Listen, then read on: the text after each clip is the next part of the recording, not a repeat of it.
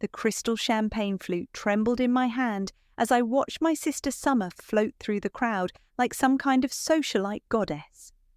Meanwhile, I was tucked away in the darkest corner of the penthouse ballroom, exactly where my mother wanted me. Invisible. My name is Tessa, and I'm what you'd call the family disappointment. At least, that's what my mother whispers to her friends at parties like this one, Summer's engagement soiree. "Darling, you could at least pretend to smile," my mother Edith hissed as she swept past me, her Valentino gown rustling. "And for heaven's sake, fix your hair. You look like you just rolled out of bed." I hadn't, actually. I'd spent 2 hours getting ready, trying to meet her impossible standards. But it didn't matter. Nothing ever did. My phone buzzed in my clutch. Another acquisition offer for VocalNet, probably. I'd turned down 3 this month already. They didn't know who I was. Nobody did. But they wanted what I'd built. A platform that gave voices to the voiceless, stories to the silenced. My silly little internet hobby, as my father called it. "Did you hear about Tessa's latest project?" Summer's voice carried across the room. She was talking to her fiancé Gideon and their usual crowd. "She's still doing that blog thing or whatever." Gideon's laugh was sharp as broken glass. "At least she's consistently unemployed." I gripped my glass tighter, forcing myself to breathe. Last week, VocalNet had helped a domestic violence survivor tell her story to millions. Last month, we'd given platform to Indigenous activists fighting corporate land grabs. But here, in this glittering prison of Manhattan's elite, I was just the weird sister who couldn't get a real job. "Tessa?" My father appeared beside me, his voice low. "Virginia Porter is here. Try not to mention your internet activities. She's on the board of the Metropolitan Museum of Art." "I know, Dad." I took a sip of champagne. "Don't worry, I won't embarrass you." He sighed, that familiar sound of disappointment. "You know, there's still time to take that consulting position I mentioned. Summer could put in a word at her firm." Before I could respond, my mother clinked her glass, gathering everyone for dinner. I watched as guests migrated toward the elaborate table setting, a sea of designer labels and old money. "Oh, Tessa dear," my mother called out, her smile sharp as a razor. "You'll be at table 8, in the back." Of course I would be. I made my way to my assigned seat, past Summer's table where she held court with New York's finest. A waiter appeared with more champagne, and I caught my reflection in a mirror. Dark hair swept back, green dress carefully chosen to fade into the background. Perfect invisibility. My phone buzzed again. Probably another journalist trying to track down VocalNet's mysterious founder. I pulled it out, ready to ignore another message. But this one was different. "Hamza Ford has joined VocalNet and sent a private message." My heart stopped. Hamza Ford, the reclusive tech billionaire who transformed ethical AI. The man my father had been trying to get a meeting with for months. The guest of honor tonight, who still hadn't arrived. I opened the message. "I know it's you. We need to talk. Tonight." The champagne flute slipped from my fingers, shattering on the marble floor. Heads turned, including my mother's, her face darkening with familiar shame. "Really, Tessa?" Summer called out, her voice dripping with mock concern. "Can't you go one night without making a scene?" I bent down to help the waiter clean up, my hands shaking. "I'm so sorry," I whispered to him. "No worry, miss," he said kindly, then added in a lower voice, "Sometimes things need to break before they can be fixed." I stood up slowly, my phone burning in my clutch. Across the room, my mother was already doing damage control, laughing it off to her friends. "Oh, you know, Tessa, always so clumsy. Thank goodness Summer got the Grace genes." More laughter, more judgment, more of the same story they'd been writing for me my whole life. But maybe, just maybe, that story was about to change. The elevator chimed and the room hushed. Hamza Ford had arrived. and somehow, impossibly, he knew my secret. I straightened my spine, took a deep breath, and prepared for everything to change. They'd called me a failure for so long, they'd forgotten one crucial thing. Sometimes the greatest victories come from the darkest corners of the room. I watched Hamza's entrance from my isolated perch, noting how the room's energy shifted. My father's shoulders straightened. Summer's laugh grew louder. My mother's eyes gleamed with opportunity. He looked different than his photos. Younger, more awkward. His suit was expensive but rumpled, and he kept adjusting his glasses. Not exactly the polished tech titan everyone expected. "Hamza, darling," my mother swooped in. "We're so honoured you could join us. Come, Summer's been dying to tell you about her pro bono work." I turned away, focusing on my cold dinner. Let them play their usual games. I had bigger concerns, like how he'd found me and what he wanted.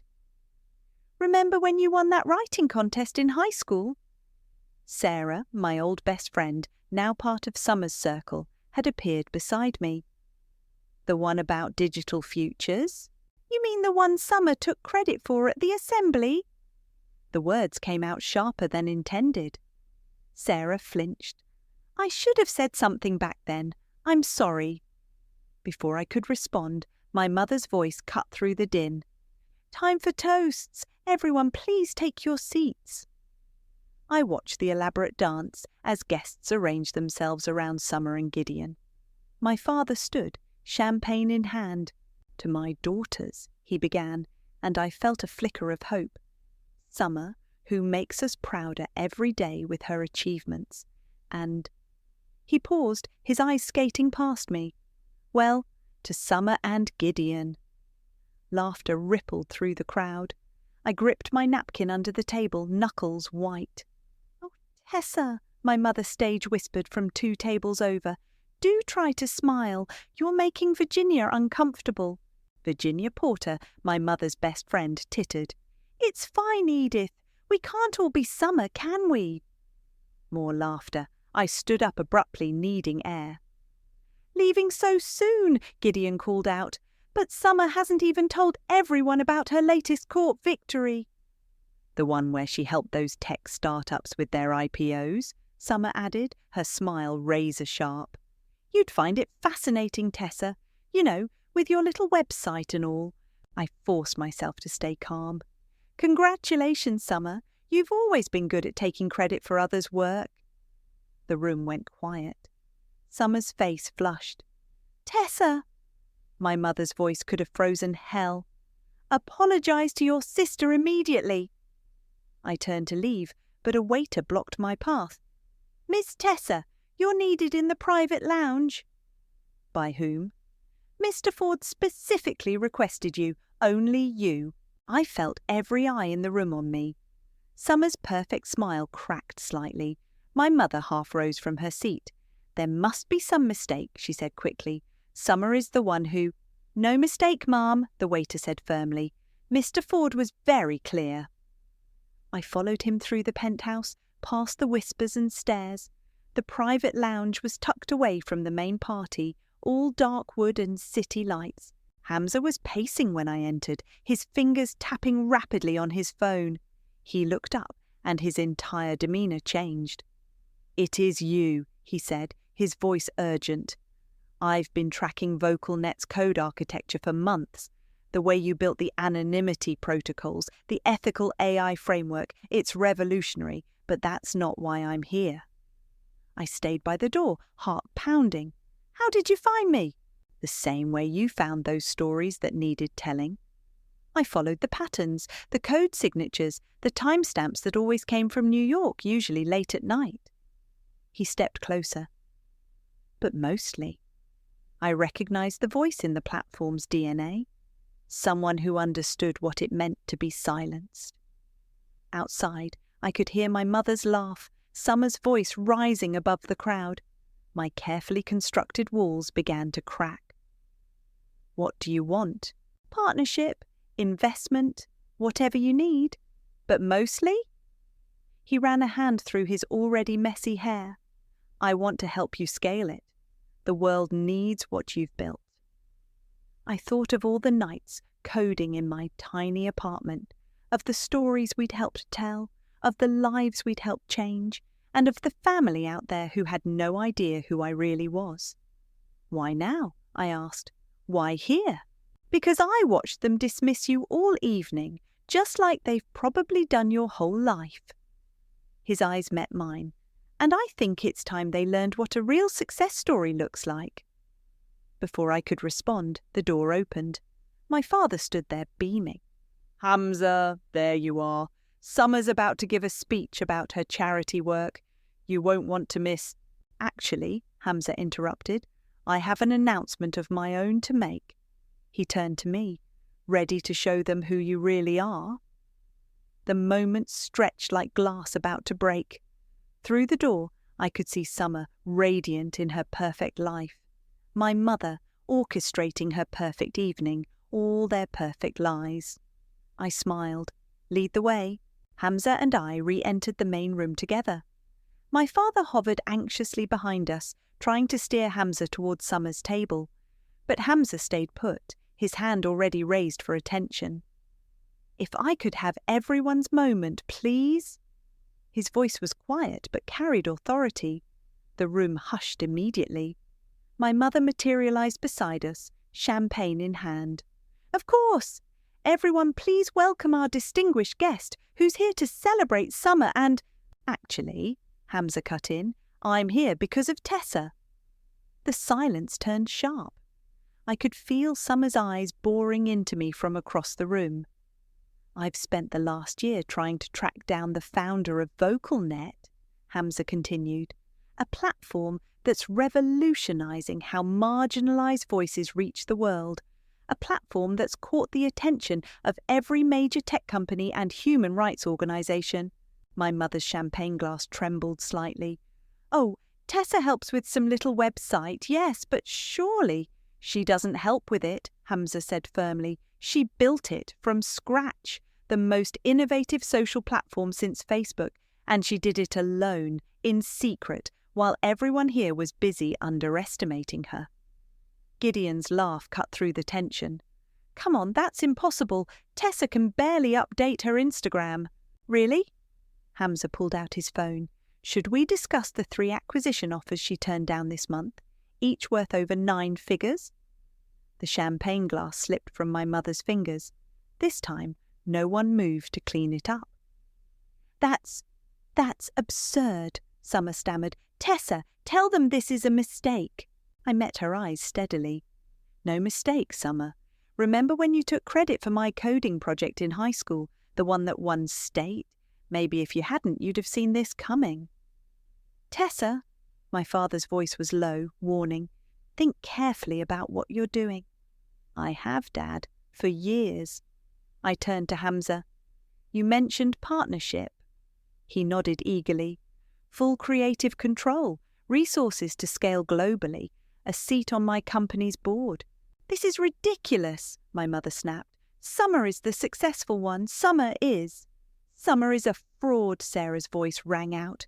She stood up, hands shaking. I'm sorry, but I can't stay quiet anymore. Remember that domestic violence story that went viral on VocalNet last month? That was mine. Tessa's platform gave me the courage to speak up when no one else would listen. The room erupted in whispers. Virginia Porter was already on her phone, no doubt spreading the gossip through her social circles. Tessa, Summer's voice had turned syrupy sweet. Why didn't you tell us? We could have helped. Daddy could have invested. Like you helped when you told everyone my first tech startup was a scam? I kept my voice level. Or when you convinced Sarah to stop being my friend because I was embarrassing. Gideon stepped forward, his banker's smile in place.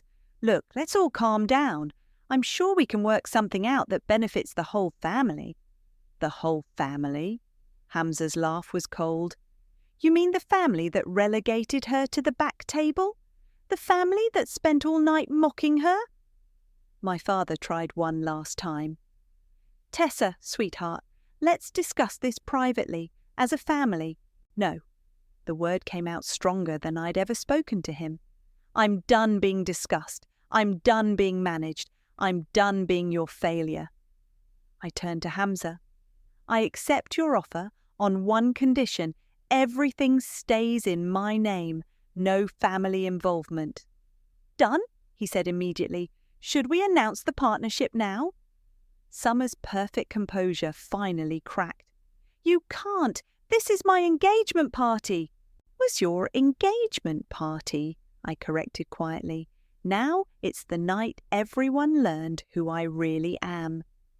Hamza stepped up to the microphone that had been set up for toasts. The room fell silent again, all eyes on us. Ladies and gentlemen, he began, I'm honoured to announce a historic partnership, VocalNet, under the continued leadership of its founder and CEO, Tessa. Stop! My mother's voice was shrill. Tessa, if you do this, if you humiliate your sister like this, you'll what, Mum? Dismiss me? Belittle me? Hide me away? I took the microphone from Hamza. You've done that my whole life, but not anymore. I faced the crowd, feeling years of silence finally break. My name is Tessa. I built VocalNet to give voice to people who weren't allowed to speak, people like me, and I'm not asking for permission anymore. The room exploded in applause, genuine, surprised, excited. Through the chaos I caught Sarah's eye. She was crying but smiling. Even Virginia Porter looked impressed. Summer stormed out, Gideon trailing behind. My parents stood frozen, their perfect world shattering around them. But I stood tall, finally visible, finally heard. And I was just getting started. The next hour was chaos. Reporters who'd been covering Summer's engagement started bombarding me with questions. Socialites who'd ignored me all night suddenly wanted to share their business cards. Through it all, my mother's face remained frozen in that perfect society smile even as her world imploded. Tessa? Sarah touched my arm gently. Can we talk? Somewhere private? I followed her to a quiet corner of the terrace. The New York skyline glittered behind us, indifferent to the drama unfolding above it. I need to tell you something. Sarah's hands trembled as she pulled out her phone. That story on VocalNet? About the abuse? There's more to it. She showed me a photo of herself with a bruised face. Summer knew. She told me to keep quiet because it would reflect badly on her social circle. My stomach lurched. When? Last year. Your platform. It saved my life. I just didn't know it was you behind it. Before I could respond, Gideon's voice boomed behind us. Having fun destroying your sister's big night? I turned to face him. He'd been drinking, his perfect banker facade cracking. You know what's funny? He swayed slightly. Summer always said you were jealous of her. Turns out she should have been jealous of you. Get out of my face, Gideon. Oh, what? You'll post about me on your little website? He stepped closer. You're still the same awkward nobody who couldn't get a date to prom. Money doesn't change that. No, Hamza's voice cut through the tension, but it does change who people listen to. He held up his phone. That was an interesting conversation you just had. Should we post it on VocalNet? Gideon's face went pale. You wouldn't? Try me. Hamza's smile was cold. I hear investment banks are very particular about their partner's public image. As Gideon stumbled away, my father appeared. Tessa, a word, now! He led me to his study, the inner sanctum where he'd always conducted his most important business. How many times had I stood here as a child, receiving his disappointment? Name your price, he said flatly. Excuse me? To keep the company in the family, to let us handle the PR, to do this right. He pulled out his checkbook. Whatever number you're thinking, double it. I laughed, actually laughed. You still don't get it, do you? Don't be naive, he snapped. You think you can handle this level of success alone? The media, the pressure?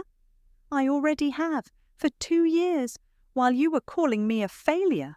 My mother burst in, her composure finally cracking.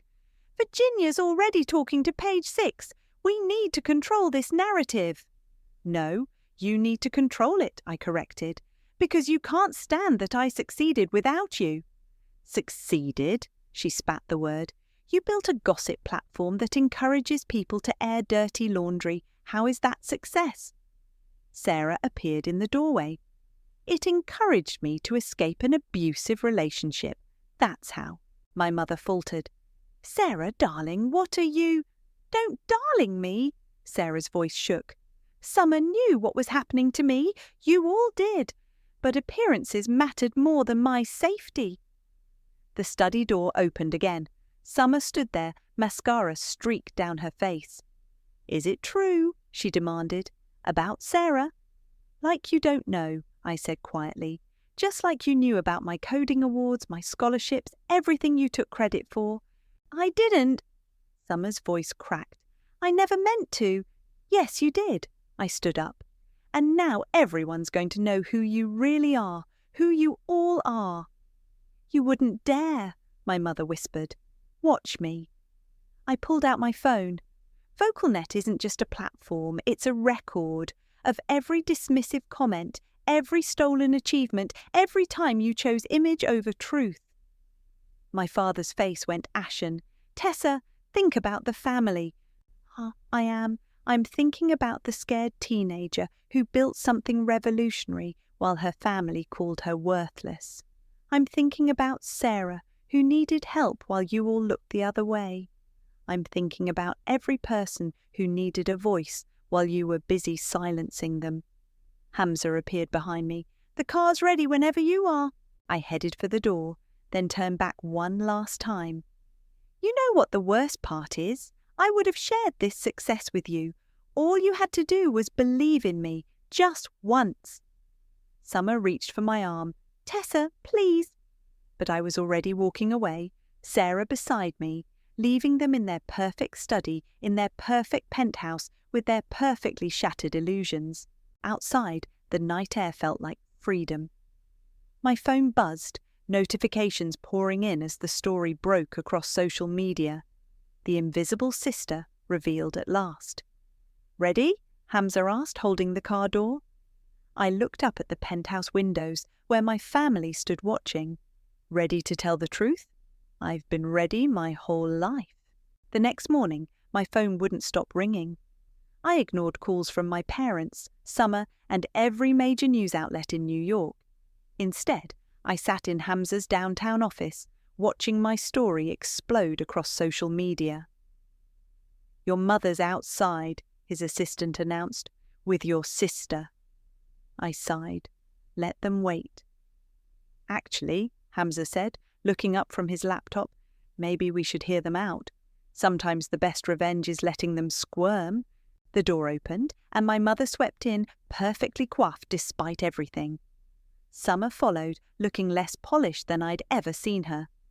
Darling, my mother's voice dripped honey, we've had a wonderful idea. No, you haven't even heard it, Summer protested. Fine, let's hear how you plan to spin this. My mother perched on the edge of a chair, smoothing her skirt.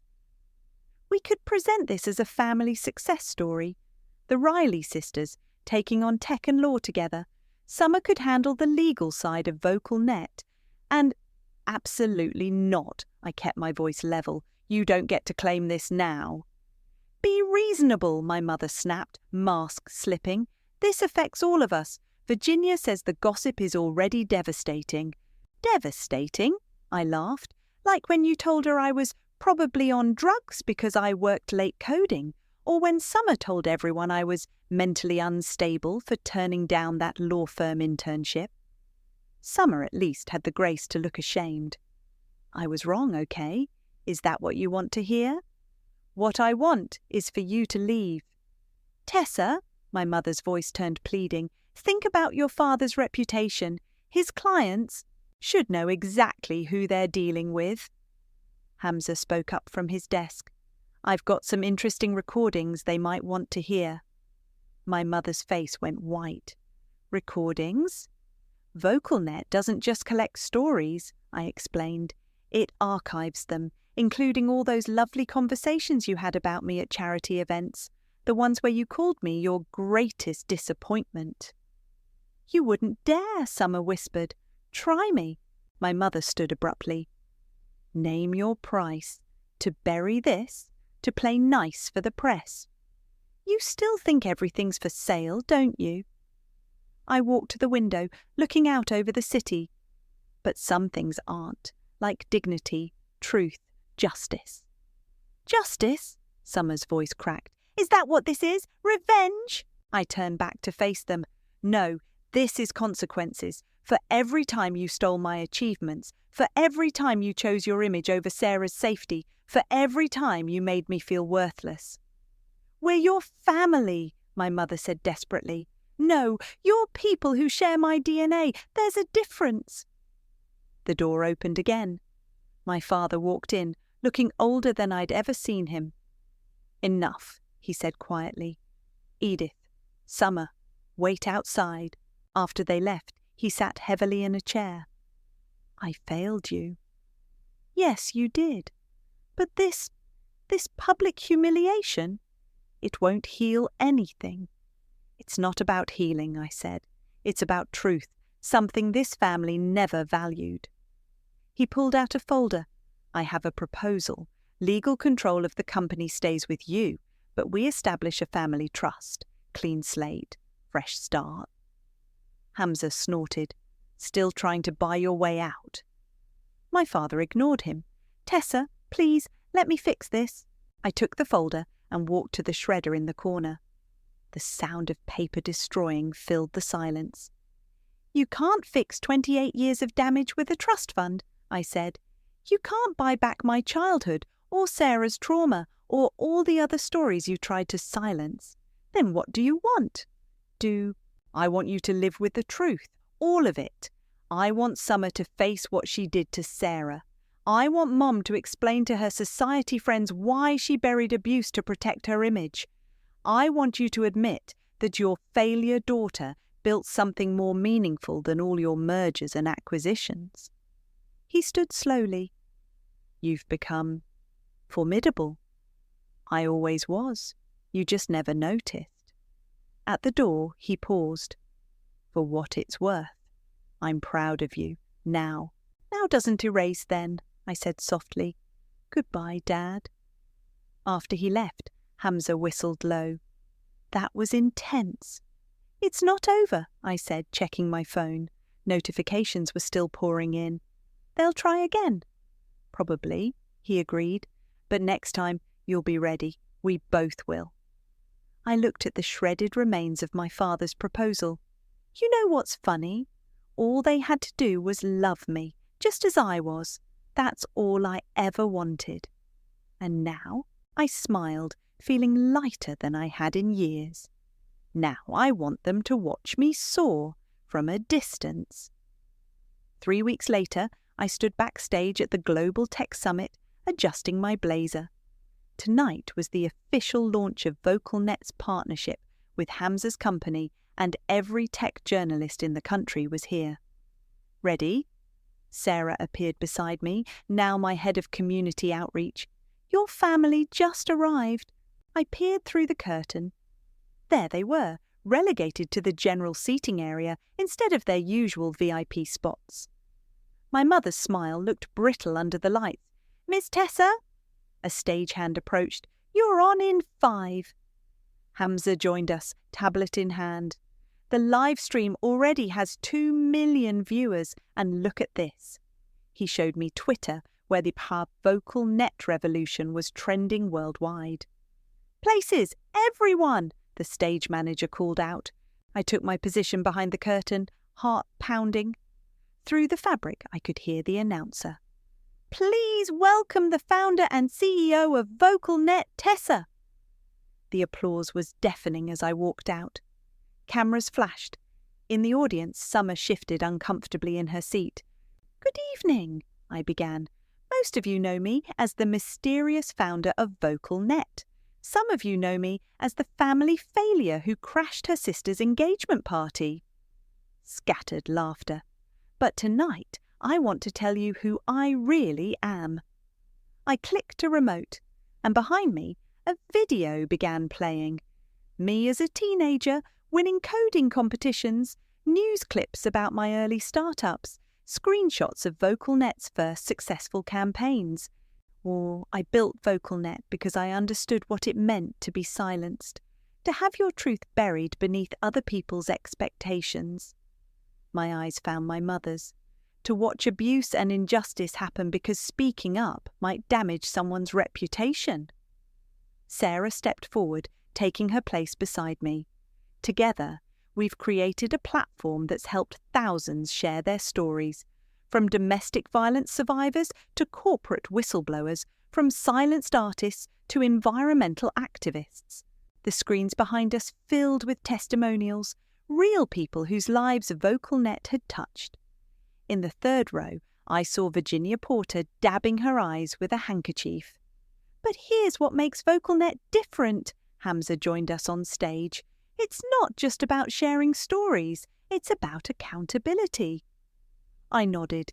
Every story on our platform is verified, every piece of evidence archived, every attempt at suppression documented.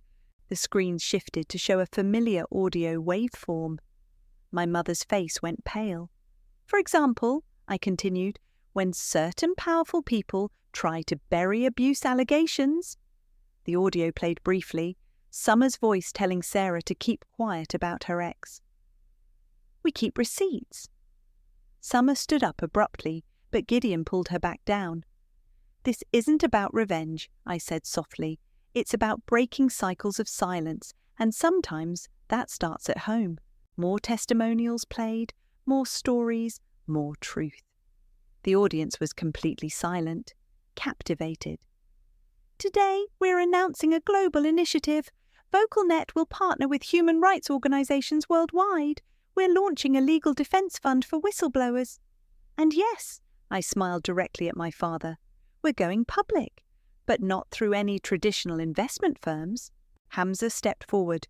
"VocalNet will be the first major tech platform to be majority-owned by its users. The people whose stories built it will share in its success." The applause was immediate and overwhelming. In the audience, my father's face was unreadable. "One last thing," I said as the noise died down, "to everyone who's ever been told to be quiet, to sit down, to make themselves smaller for someone else's comfort." I removed my blazer, revealing a T-shirt underneath. On it, in bold letters, "Your voice matters. Your story deserves to be heard, and we're here to make sure it is." The standing ovation lasted 5 minutes. Journalists rushed the stage.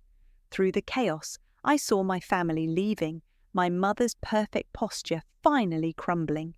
Sarah hugged me tight. "That was incredible."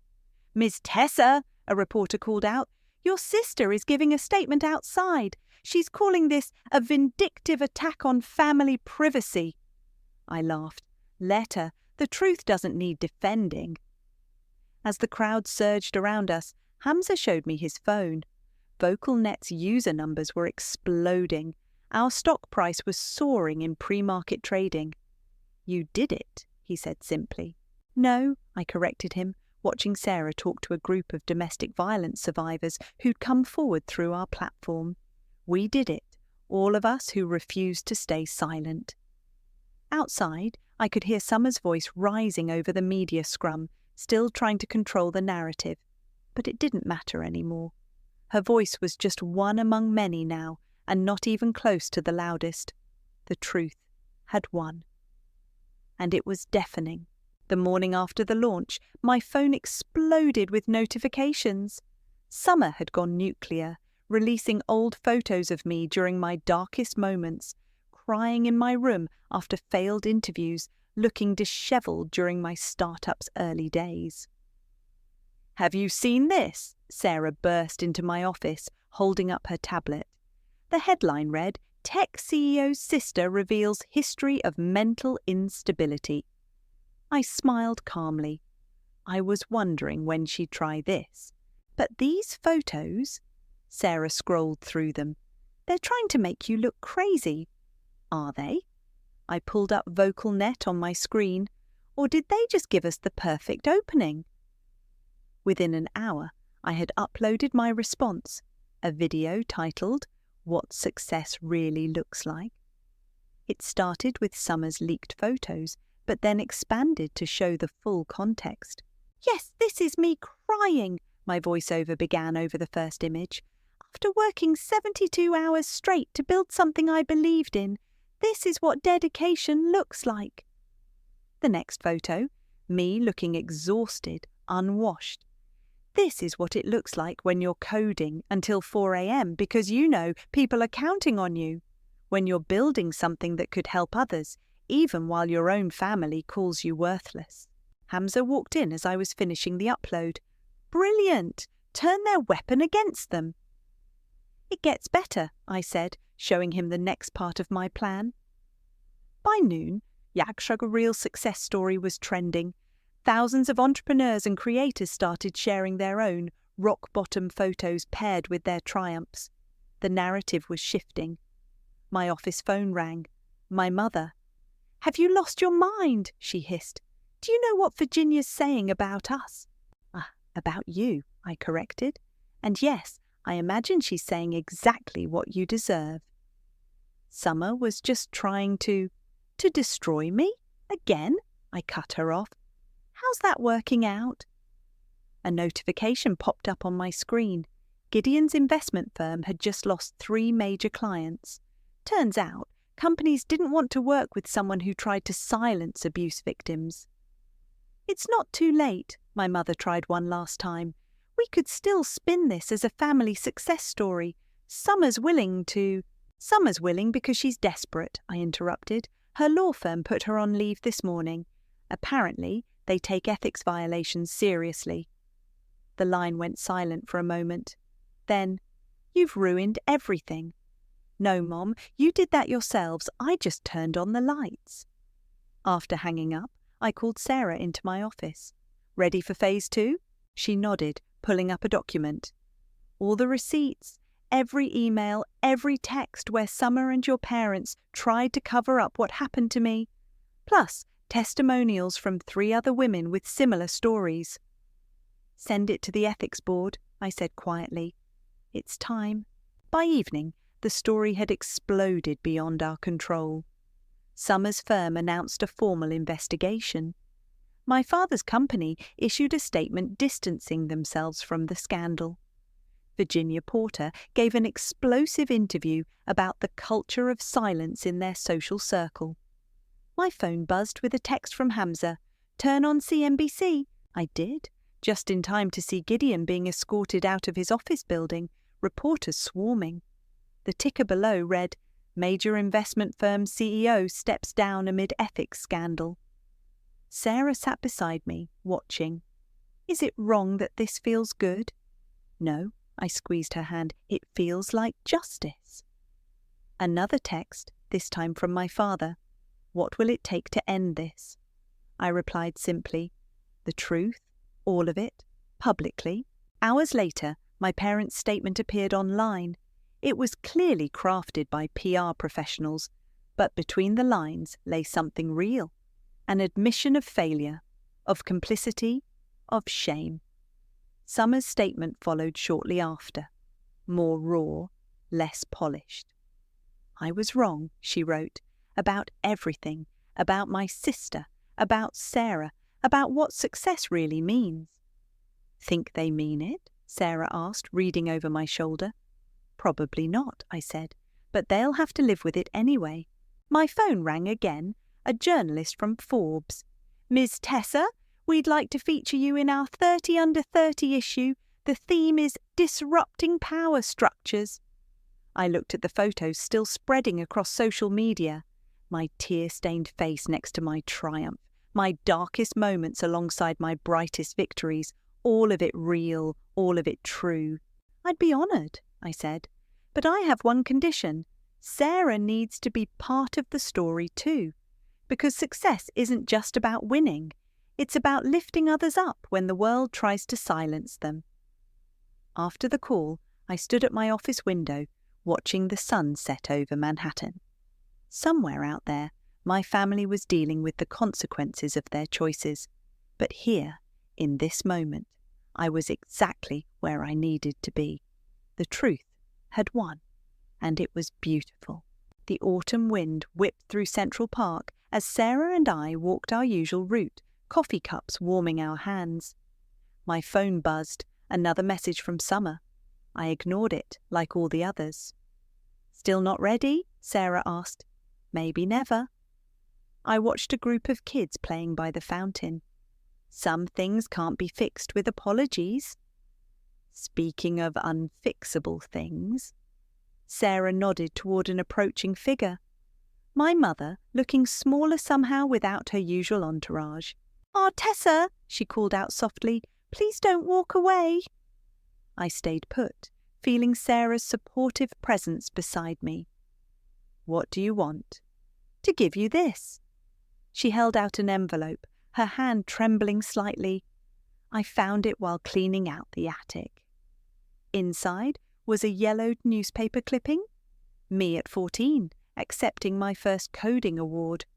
The headline read, "Local teen revolutionizes educational software." I saved it, my mother said. Even when I pretended not to care, I saved everything, every article, every achievement. "That doesn't change anything." "I know."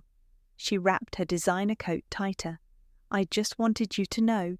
I always saw you. I was just too scared to admit you were stronger than the life I'd planned." My phone buzzed again. This time, it was Hamza. "Turn on your tablet. Now." I pulled it out, Sarah and my mother crowding close to see. The Nobel Committee was making their announcement.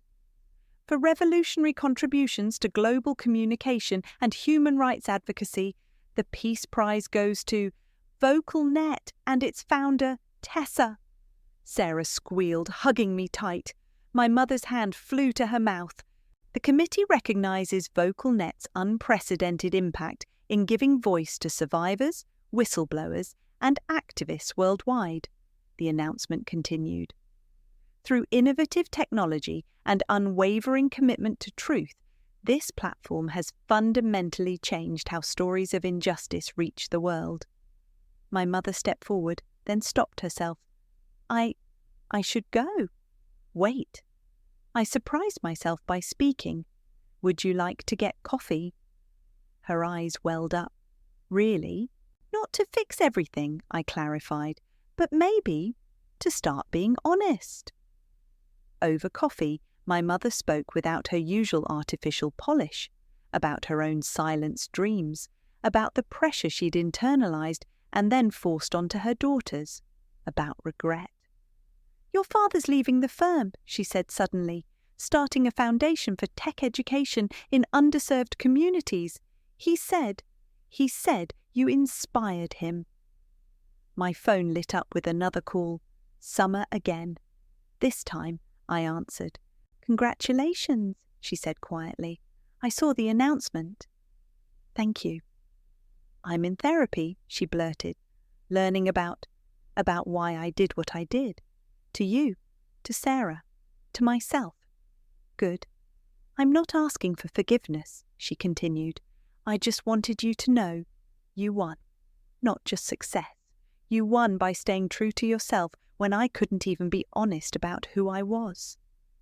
After hanging up, I looked at Sarah and my mother sitting there, 3 generations of silence finally breaking.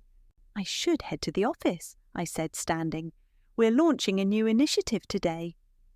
"The educational program?" Sarah asked, also rising. "Yes, free coding classes for girls, teaching them what I had to learn alone, that their voices matter." My mother stood too, uncertain. Would it be possible to see your office sometime?" "Maybe," I said, "small steps."